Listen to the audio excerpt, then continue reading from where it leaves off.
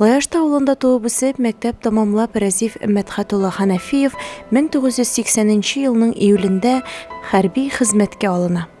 Гаиләдә төпчек улга ата-ана зур өметләр баглап, нарасыйларын армияга озата. Тик язмыш 1980 елның сентябрендә Рәзиф Әфган җирендә барган кан куйгыч сугышка кертелә. Бары тик 19 яшьтә булган, өметләре зурдан булган Рәзифебез 1981 елның июлендә Әфган җирендә ил азатлыгы өчен көрәштә башын салды. Аның истәлегенә шушы көннәрдә Лаяшта авылында узган митингка Рәзиф Мәдхәтулланың якыннары, авылдашлары, дуслары, Ишгар авыл советы авыл биләмәсе вәкилләре һәм хәрби туганлык Бөтен Русия ветераннары иҗтимагый оешмасы әгъзалары җыелды. Искә алу митингын Лаяшта мәдәният йортының чаралар оештыручысы Земфира Сәдуллина әзерләп алып барды. Чарада патриотик рухта җыр, моңнар яңгырады, чыгышлар тыңланды. Bir zaman bizning klassda бар кешегә дә исем тактылар. Рәзифкә дә тактылар. Кайбер кешенең турып калды шул исеме. Рәзифтә турып калды озакка. Ул май кояшы юлы безнең. Гел аңай Рәзиф димәйдер, май кояшы дип йөртәдер. Гел елмайып торадыр. Нык тыныч, ярдәмчел. Ул кызларга бер сүз дә аламай әйткәне дә булмады бер вакытта да. Шул хәтле авыр булдан шулай группта кайтуы.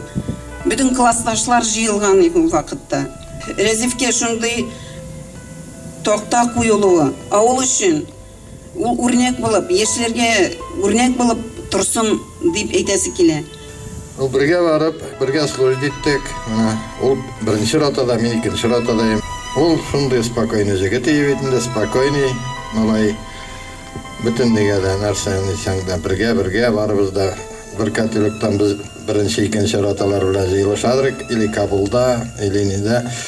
Шунда җыелышып бергә үзебезнең димләкләр җыелышып бәрәңге жарты башлыйдыр, ашарга әйбәт. Булай үзебезнең кухня йорты битендә безнең беләпәхәдә ярып йөрде. Алар беренче рота то сухой паяк качалар, то по припас качалар Термезга, поселок нигә Ушкизилга.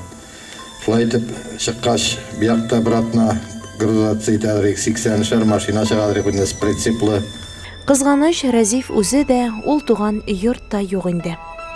Ләкин кайчандыр аның туган нигезе булган урынга Яугир интернационалистының абыйсы Дамир Мәдхәтулла яңа йорт тергезеп кергән. Шул йортның диварына Рәзиф истәлегенә таш урнаштырылды. Митинг барышында яу кырында гомерләре өзелгәннәр 1 минут тынлык белән искә алынды. Чара ахырында барлык хәрби туганлык Бөтен Русия ветераннар иҗтимагый оешмасы әгъзалары авыл зиратында Рәзиф Мәдхәтулла Ханафиевның каберенә чәчәкләр салды.